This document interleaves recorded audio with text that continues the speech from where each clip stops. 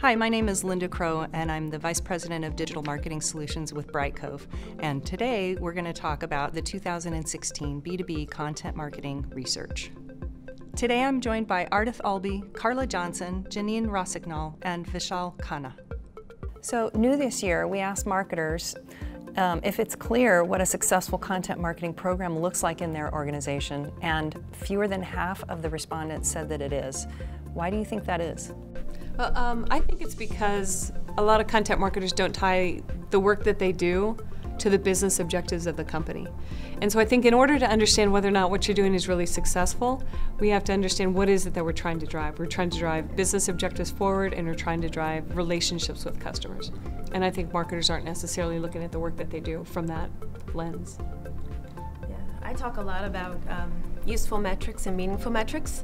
So there's the useful metrics that we use in marketing to know, to gauge our programs. Are we on the right track with them? Do we have the right open, rates, click-throughs? But that's really for us directionally to know if we're on the right track. And meaningful metrics are what we report back to the business. And that's where we say, how we're helping with leads or with pipeline or whatever that metric is. But we can't confuse the two, and we have to make sure that when we're talking to the business leaders and our business partners that we're sharing with them the meaningful metrics, not the useful ones from a marketing perspective. Now the useful ones, do you use those to redirect or change up your paths in the middle of a campaign? Absolutely, and that's where they're really important, and that's why I call them useful metrics, because I want to make sure that the marketers know that those metrics are still important and you can't forget about them, but you're using them to either keep course or to change course. But it's the meaningful metrics, the business metrics that we report back. And I think sometimes marketers struggle or just don't understand how to take those useful metrics and convert it into, or how it informs the meaningful metrics. This is what they know how to measure, and they don't know how to make that connection to a higher conversation. And I would argue also that marketers are still so focused on one-off programs that it inhibits their ability to tie those two business outcomes because, well, especially in B2B, you have a long cycle. So let's say you have, most of my clients have 18 to 24 month sales cycles, right? Or buying cycles. So you execute a campaign over a quarter, what do you tie that to? Do you know what I'm saying? And so a lot of it is, there's so many of these types of programs that are executed and they're relying on traditional metrics. There is no way to tie them to business because they haven't looked really at the process deeply enough to figure out how they're moving the needle toward what the ultimate objective is. And so they report based on, here's what this little boxed-in campaign did, only nothing about that campaign ties to business. So how effective really is it? Sure. And I think even nowadays when people are shifting jobs so much, how do you manage a customer when they leave their business and go to a new one, and how do you re-engage them through that process? And a campaign will never accomplish that. Right, that's a really good point. Now, how do you help your clients go from this campaign focus to a more long-term engagement focused approach? So it's usually when clients come to me and want to do this work, it's because they've tried the other stuff and it's not moving the needle.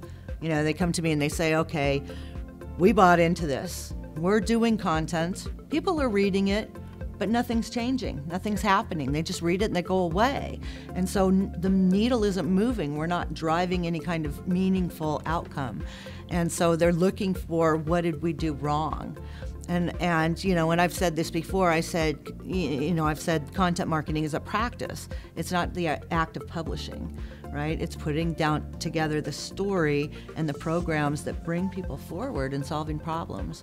And so I just think it's kind of a natural outcome of, you tried, you failed, now you have to figure out what the next thing is, and eventually you make it to, okay, let's embrace the whole thing. So, and where you've got all of these metrics and you can measure everything now, right? Marketing went from not being able to measure anything to being able to measure everything, and everybody wants to report back on everything, and so no matter where you look, you could spin a positive story. Oh, and sure. you can feel great about it, and you have to be able to recognize, what does failure look like, and how do I know? Exactly, if it doesn't tie back to the business objective and delivering revenue. And ultimately it has to be revenue. Right. Because otherwise you could spin the numbers to make it look fantastic. Right. But if the revenue doesn't follow, And then how we're long go- can you keep doing that? And Do you that's where you know? come I back mean, to it's got to be yeah. a meaningful metric, not just the useful. Exactly. I think that's really valuable. You know, I started doing this one simple thing where I'd go into work every morning and say, how am I going to drive revenue today? And it was a real simple statement, but that ended up driving my choice of those 85 hats to wear within the next 4 hours of that morning. And it was extremely helpful. And we're a small group as well, so thinking that way helps use that limited amount of time and resources. And, you know, quite frankly, I work with a lot of big companies that have a lot more resources and don't use them as wisely, just because they have a lot of them. So it's not as critical for them to make sure that every hour of every, you know, resource's time is allocated in the appropriate way. Of course, they have more room to do experimentation too, which is great. But I think if companies really started becoming more strategic and having those plans, like we said, an editorial mission or content mission, then I think they would see a lot of changes happening in a good way. So thanks everybody for your time. I really appreciate it. It was a great conversation. And for those of you who want more information, you can download the content from the Content Marketing Institute website. It's the 2016 B2B Content Marketing Research.